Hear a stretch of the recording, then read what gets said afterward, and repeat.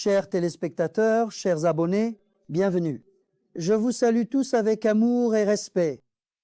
Au cours de l'histoire de l'humanité, il y a eu plus de 5 extinctions sur Terre, des événements apocalyptiques qui ont rendu la planète inhabitable même pour le moindre être vivant.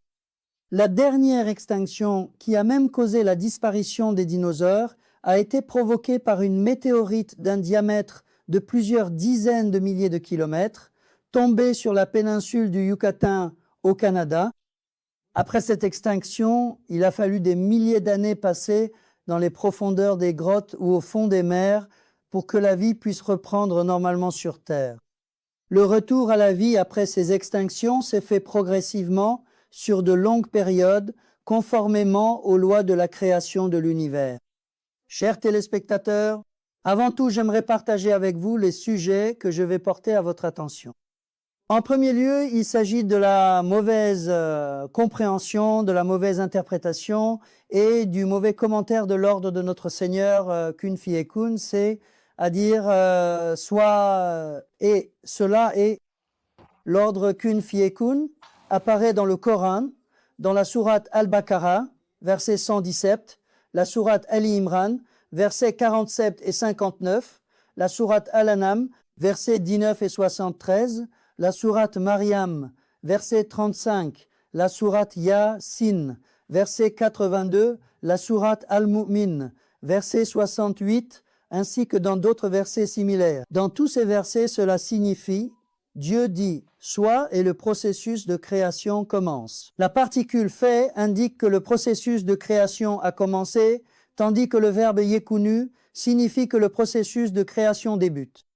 Le verbe « yekunu » exprime la progression et la continuité, c'est-à-dire le futur et le présent élargi. Par conséquent, je rappelle à tous nos enseignants qu'ils s'expriment à la télévision, sur les chaînes YouTube ou sur les chaires des mosquées, de faire attention lorsqu'ils expliquent la puissance et les actes créateurs de notre Seigneur. Notre Seigneur a le pouvoir et la capacité sur toute chose, mais il accomplit tout cela selon une loi.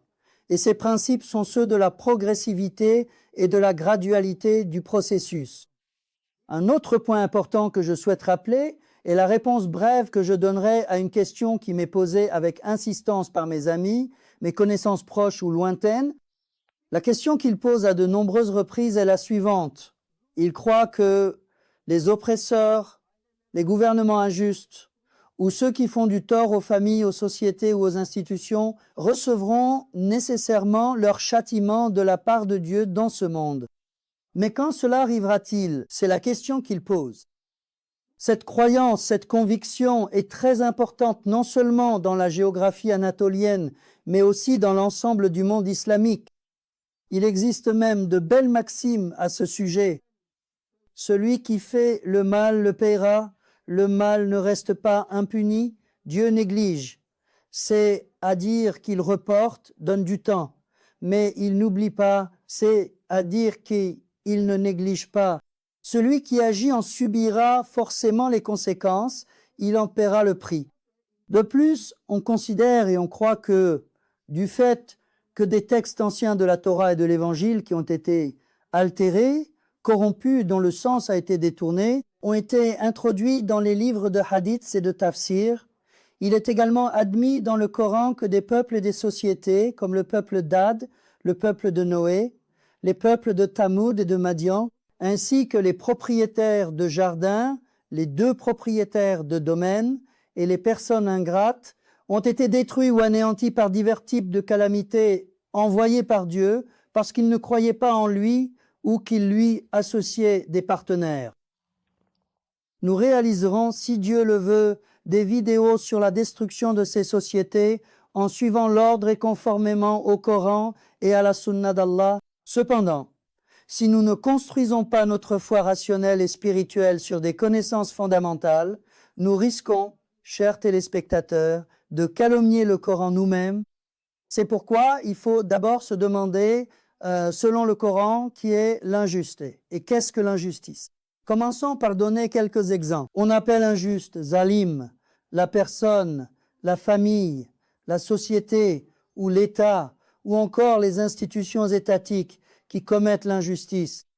Ce n'est pas la croyance de ces personnes ou de ces institutions, ni leurs paroles, ni ce qu'elles disent, ni les phrases qui sortent de leur bouche qui comptent, mais absolument pas leurs paroles et une réalité, c'est le cas pour nous tous. Il faut regarder nos actions, leurs actes et nos actes. C'est cela qui compte. Peu importe la croyance ou la foi de Pharaon ou de Yazid, c'est à dire les paroles prononcées ou les phrases sorties de leur bouche. Tuer des nouveau-nés est une grande injustice, une grande cruauté, tant pour les mères, les familles que pour les enfants. Ceux qui causent la mort des êtres humains, des êtres vivants, ceux qui commettent ces actes, même s'ils sont à la tête d'un État de la charia, les pharaons et les Yazides qui ont vécu à d'autres époques sont dans l'injustice, dans l'oppression, et ils sont des tyrans. Dans le cours de l'histoire, il n'a aucune importance que l'administration de ces États ait été une démocratie, une république ou un État de droit. Dans la sourate Al-Buruj, dans le groupe de versets 4 à 10, les dirigeants de l'État, qui, comme ceux décrits sous le nom d'Achab ou Hudud, jetaient des mères avec leurs enfants dans des fosses de feu, sont des tyrans, ils commettent des injustices. Pour être un dirigeant tyrannique, il n'est absolument pas nécessaire d'être un dirigeant d'État qui jette les gens dans le feu. Priver les enfants et leurs mères de tout, les forcer à vivre ou à s'instruire dans des conditions inégales, les priver de liberté et de justice, ou bien faire en sorte que tous les besoins éducatifs, de la maternelle et de l'école primaire jusqu'à l'université, le master et le doctorat, soient pris en charge gratuitement par les institutions concernées et les États pour tous les élèves, afin que des générations éclairées voient le jour et que le soleil de la justice et de la paix se lève à nouveau sur les terres de l'islam, est un devoir et une nécessité. La première forme de cela, c'est à dire priver à la fois les élèves, voyageurs sur la voie de la lumière, et leurs familles, leur société constituent une injustice et une oppression. Le fait que les États et les institutions ne remplissent pas ces devoirs, toute forme d'injustice, d'oppression, ceux qui la commettent ou la font commettre sont des oppresseurs. La justice ne doit pas être rendue selon vos propres lois ou votre propre conception du droit, mais selon les principes reconnus par tous les systèmes juridiques au sens le plus large. Il s'agit de traiter les gens sans distinction de race, de religion, de secte, de parti, de genre, d'opinion ou d'intérêt. Même s'il s'agit de votre ennemi ou de personnes que vous détestez, sans jamais s'écarter de ces lois, de ces principes juridiques. Ceux qui n'agissent pas ainsi ou qui empêchent les autres de le faire sont des oppresseurs, des injustes. Ceux qui, comme Caron, amassent des richesses pour eux-mêmes et ne les partagent pas avec ceux qui sont dans le besoin, ainsi que ceux qui sèment la corruption dans la société et facilitent la tâche à ces personnes, sont également des oppresseurs, des injustes. Ceux qui, comme Karun, s'approprient et volent pour eux-mêmes les biens d'autrui, qui sont aussi inviolables que la vie ou l'honneur de chacun, sont des oppresseurs, des injustes qui commettent des exactions. Ceux qui, ignorant délibérément les principes de compétence et de consultation du Coran, remplissent les mécanismes administratifs de leurs propres partisans, de personnes issues de leur propre religion, secte, confrérie, communauté ou parti, sont également des oppresseurs qui commettent des injustices envers les autres. Chers téléspectateurs, après ces exemples et ces constats, répondons tout de suite à la question: Dieu punira-t-il ses oppresseurs dans ce monde? Leur donnera-t-il leur châtiment ici-bas? Répondons immédiatement à cette question. Non, il ne le fait pas et ne le fera pas, car ce monde est un monde d'épreuves. Le Coran nous enseigne à travers de nombreux versets que les hommes recevront la pleine rétribution de leurs bonnes et mauvaises actions dans l'au-delà, et qu'aucune injustice ne sera faite à personne, homme ou femme. Alors ces oppresseurs ne verront-ils pas la conséquence de leurs injustices et de leurs actes d'oppression dans ce monde? Oui, ils doivent absolument en voir les conséquences, ils doivent les voir. car notre Seigneur a confié la justice sur terre à tous, ses serviteurs, croyants ou non, à travers de nombreux versets. La sourate Al-Baqarah, verset 30, la sourate Al-An'am, verset 165, la sourate Al-A'raf, versets 69 et 74, la sourate Yunus, versets 14 et 73, la sourate An-Nam, verset 68, la sourate Fatir, verset 39, la sourate Sad, verset 26, ainsi que d'autres versets similaires. Il a donné à tous ses serviteurs la responsabilité d'accomplir cette mission de justice, de punir les oppresseurs, les criminels et ceux qui commettent des injustices. Les serviteurs qui ont reçu cette mission, ce commandement de la part de notre Seigneur, doivent assurer la paix, la tranquillité et la justice en toutes choses sur terre, et ils sont tenus d'accomplir cette tâche en disant « Je vous ai chargé de responsabilité pour les affaires du monde, je vous ai fait calife ». Il nous informe à travers tant de versets que faire de ce monde une demeure de paix et de bien, être un lieu où règne la miséricorde, la justice, la compétence, la droiture, c'est à dire la responsabilité, la transparence et la science, et où chacun vit en faisant ses choix selon sa propre volonté et le devoir de chaque être humain. Les opprimés réclameront avec force leurs droits légitimes, ils se rendront en toute confiance à la balance infaillible de la justice, les oppresseurs craindront véritablement la justice et ne pourront absolument pas transformer le monde en une prison pour les autres. Une autre question importante qui devrait nous venir à l'esprit est la suivante. Alors, quelle est la raison de toutes ces destructions, de ces disparitions, de ces anéantissements, de ces punitions? Répondons à nouveau brièvement et passons ainsi à la conformité avec le Coran. Voyons si cela est conforme au Coran.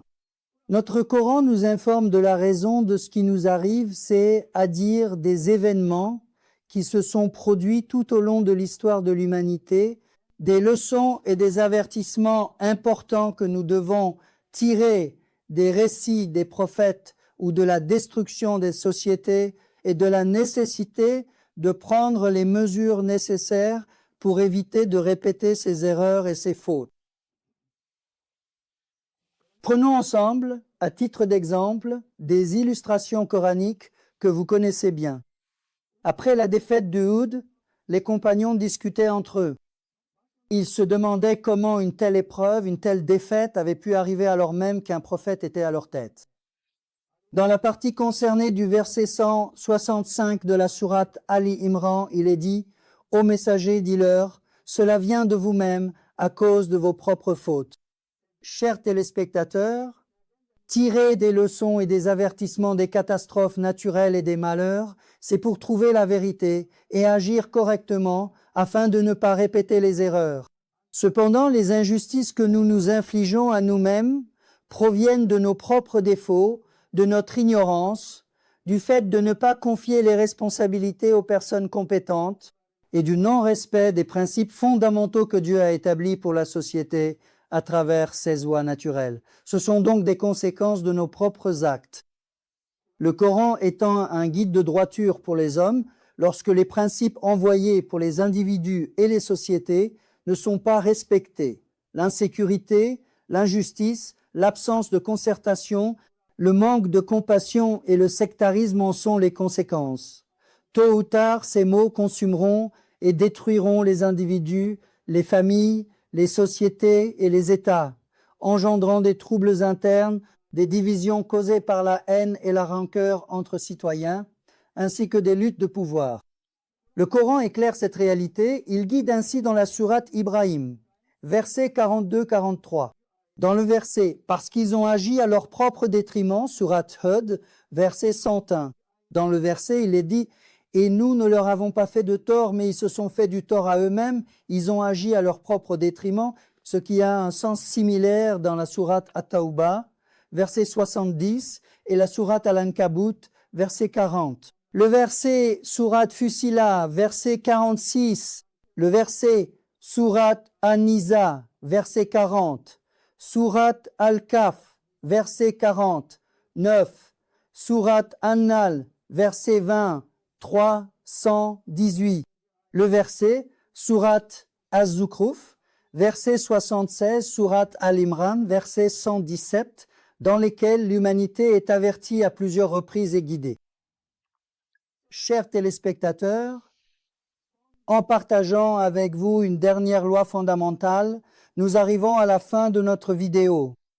Tout comme il existe une loi de la mort pour chacun d'entre nous, pour vous comme pour moi, nous avons déjà abordé ce sujet dans l'une de nos précédentes vidéos intitulée « Qu'est-ce que l'âme, l'esprit, la mort ?» Vous pouvez regarder cette vidéo intitulée ainsi, chers téléspectateurs, je tenais à le préciser entre parenthèses.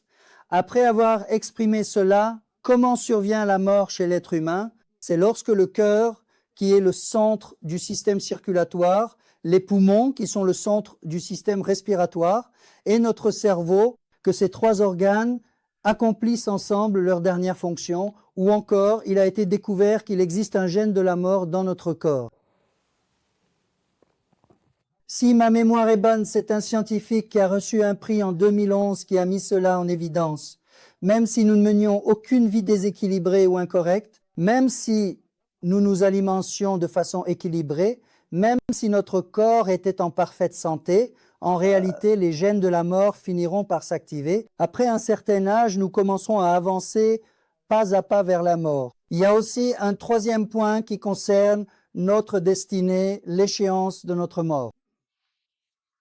Chers téléspectateurs, il s'agit là du fait que l'échéance de la mort peut être avancée par des circonstances telles que le meurtre, la noyade ou la mort par le feu. Notre Seigneur nous informe dans le verset 11 de la sourate Ra'd et dans le verset 63 de la sourate Anfal de la loi selon laquelle il ne changera pas les lois établies pour les sociétés tant qu'elles ne se changent pas elles-mêmes entre elles. Autrement dit, Allah ne modifiera pas leur ordre tant qu'ils ne se modifient pas eux-mêmes. Par la suite, nous continuerons nos cours et nos présentations en abordant, à travers des vidéos individuelles, la destruction des peuples mentionnés dans le Coran comme ayant été anéantis. Le peuple de Lot, Ad, Tamoud, le propriétaire des deux jardins, les propriétaires des jardins, le peuple de Madian et le peuple de Noé.